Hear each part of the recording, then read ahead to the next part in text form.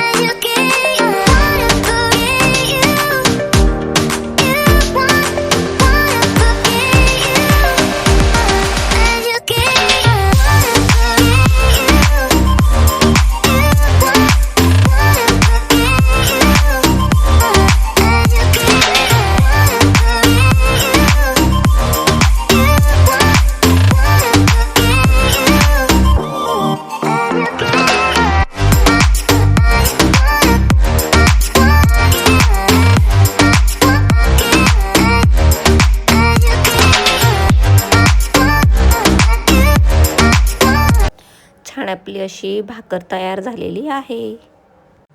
त्यानंतर छान असं पिठल्याची तयारी केली मी सगळ्यात आधी. ती पण मी तुमच्यासोबत शेअर करणार आहे आज. टोमॅटो, कांदा, उभ्या तिखट मिरच्या आहे त्या घेतल्या आहेत आणि कढीपत्ता.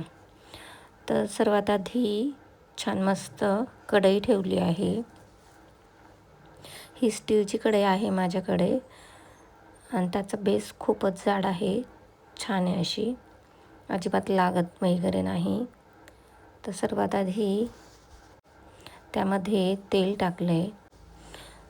त्यानंतर मी काही लसूण घेतला होता इथे, गावठी लसूण आहे तो. काही त्यात टाकण्यासाठी अख्खा घेतला होता, काही थोडासा चेचून घेतला खलबत्त्यात. त्याची टेस्ट खूप सुंदर लागते थोडा चेचून घेतल्याची. तितक्यात आपले तेलही तापलेले आहे. तर सर्वात आधी त्यात मोहरी टाकली. मोहरी तडतडू लागली की त्यात जिरे टाकले. जिरेही छान असे झाल्यानंतर आपण जो लसूण थोडासा ठेचून घेतला होता तो टाकायचा. छान मिक्स केलेले. त्यानंतर हिंग टाकला. त्यानंतर त्यात कढीपत्ता टाकला मी. अख्खा जो लसूण होता तो पण टाकायचा आहे छान असा, त्याच्यामुळे टेस्ट खूपच सुंदर लागते. त्यानंतर आपण जो कांदा चिरून घेतला होता तो कांदा त्यात टाकून घ्यायचा. सगळं मस्त छान परतवायचं. नंतर मी या तिखट मिरच्या घेतल्या होत्या, ज्या उभ्या उभ्या चिरल्या आहे मी. ज्याला वाटलं ते खाऊ शकतात, ज्याला वाटलं ते बाजूलासुद्धा काढू शकतात. त्या पण छान अशा मस्त त्यात फ्राय करून घ्यायच्या आहे मस्त. त्यानंतर जो टोमॅटो घेतला होता चिरून तो पण त्यात मस्त मिक्स करून घेतला टाकून छान. नंतर त्यात टाकली आहे हळद. नंतर त्यात टाकलं आहे छान असं लाल तिखट, थोडंसं किंचित टाकलं आहे. तुमच्याकडे धनेपूड असेल तर तुम्ही टाकू शकता.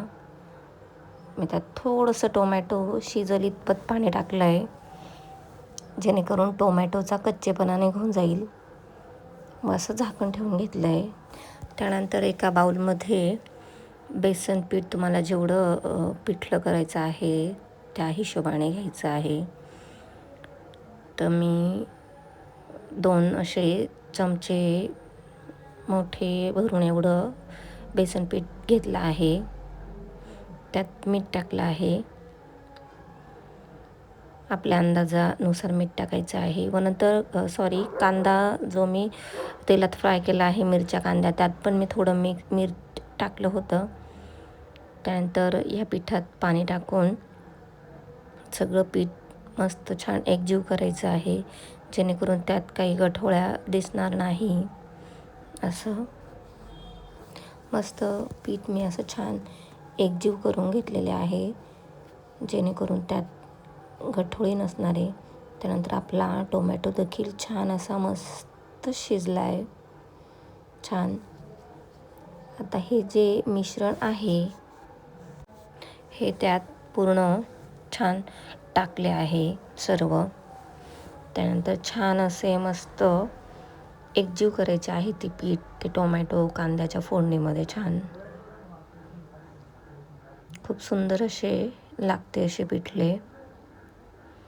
असे पण खूप सुंदर लागते. व एक असे हाटून पिठलं असतं ते पण खूप सुंदर लागतं. त्यानंतर सगळं मिक्स केल्यानंतर वरून असं छान झाकण ठेवलं त्याला शिजू द्यायला, जेणेकरून ती वाफ आली की आपलं पिठलं सुंदर असं तयार झालेलं असेल. असे पिठले तुम्ही भाकरीसोबत खा, बाजरीच्या भाकरीसोबत खा किंवा ज्वारीच्या भाकरीसोबत खा, चपातीबरोबर, भाताबरोबर अतिशय सुरेख असे लागते. त्यानंतर मी मस्त एकदा मिक्स करून घेतले छान व परत 2 मिनटं वाफायला ठेवलं आहे. त्यानंतर इकडे मी मस्त नागलीचे पापड भाजून घेतले आहेत. हे नागलीचे पापड मी करून आणले आहे आमच्या वहिनींच्या बहिणीकडून, पण अतिशय सुंदर आहे. तुम्ही बघू शकतात. भाजून तो पापड इतका मोठा होतो आहे, तर तळून तर खूपच मोठा होतो.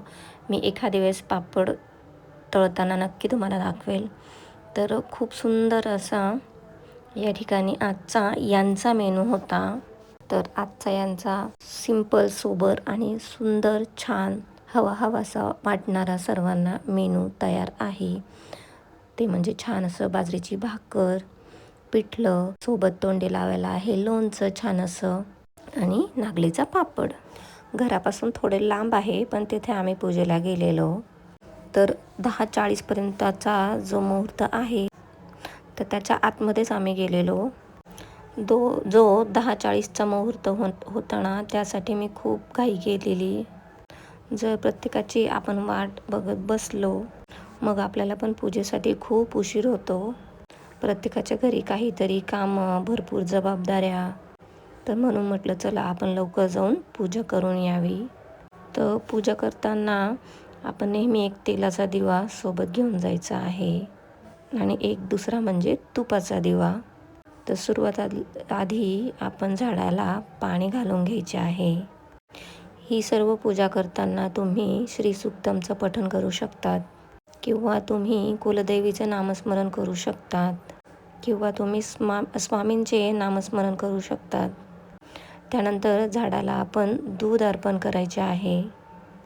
त्यानंतर पुन्हा आपण पाणी अर्पण करायचे आहे. बऱ्याच जणांना पूजा कशा पद्धतीने करायची हे माहीत नसते. म्हणजे मला देखील आधी माहीत नव्हते, पण मीही हळूहळू शिकली आहे आता. त्यातल्या त्यात अगदी सोप्या पद्धतीने मी सांगते आहे तुम्हाला. त्यानंतर आपण जी खायची पानं नेलेली असतात 2, त्यावर सुपारी आणि 1 रुपयाचा शिक्का. तर जी आपण गणपतीची स्थापना करतो ती पूजा आपण आधी करून घ्यायची. त्यानंतर आपण वडाला हळद, कुंकू, अक्षदा, फूल हे सर्व अर्पण करायचे. अक्षदा अर्पण करायच्या. करणफणी वाहून घ्यायची, जी आपण देवींची ओटी भरताना वाहतो ती. त्यानंतर कापसाचे वस्त्र जे आपण नेलेले असते ते कापसाचे वस्त्र अर्पण करून घ्यायचे. त्यानंतर हार किंवा फुलं आपण जे नेले असतील ते वडाला अर्पण करून घ्यायचे आहे. मोठं वडाचं झाड असताना तर त्याला पारंब्या असतात, त्याला आपण हार लावू शकतो. त्यानंतर जो मी तुपाचा दिवा प्रज्वलित केलेला होता तो देखील ओवाळून घ्यायचा आहे.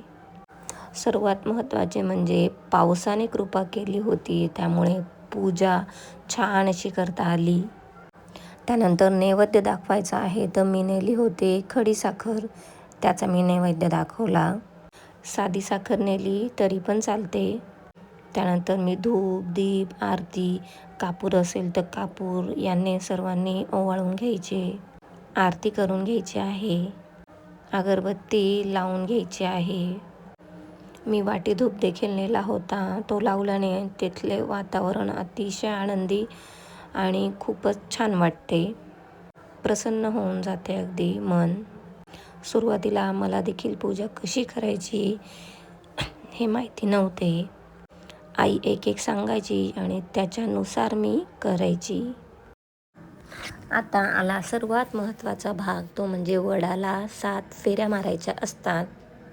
जो धागा आपण नेलेला असतो तो तिथे अडकवायचा आणि वडाला 7 फेऱ्या मारायच्या.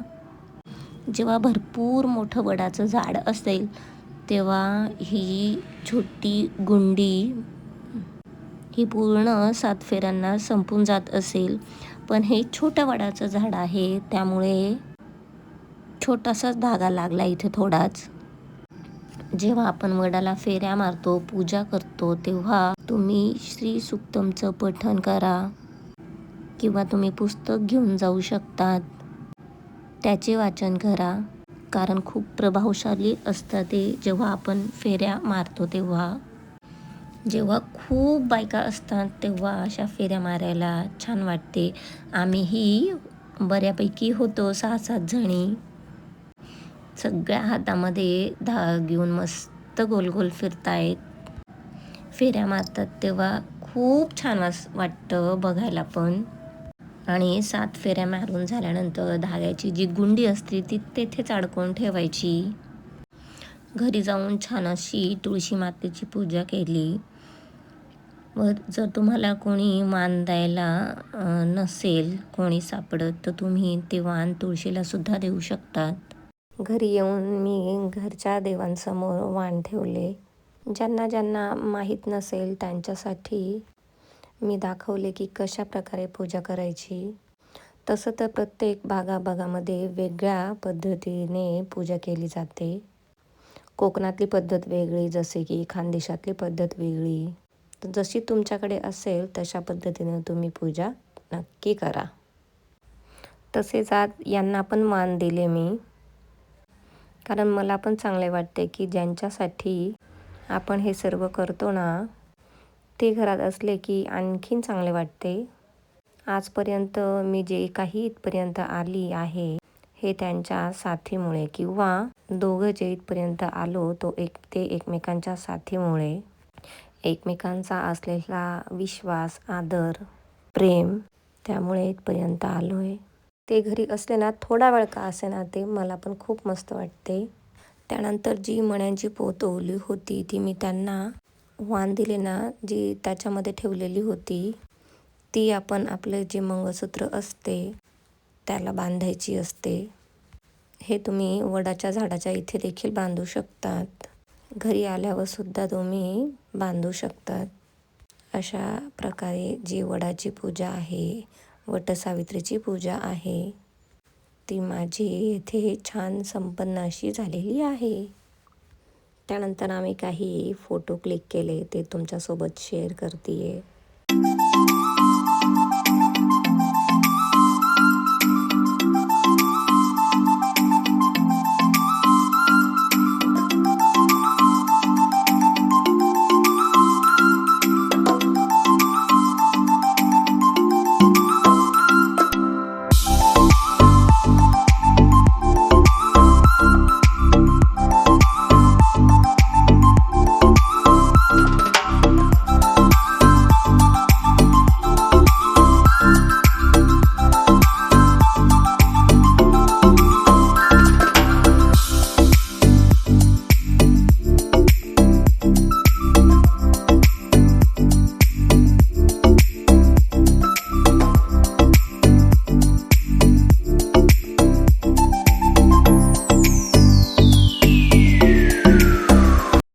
भेटूया छान अशा नवीन व्हिडिओमध्ये. तोपर्यंत सर्वांना बाय.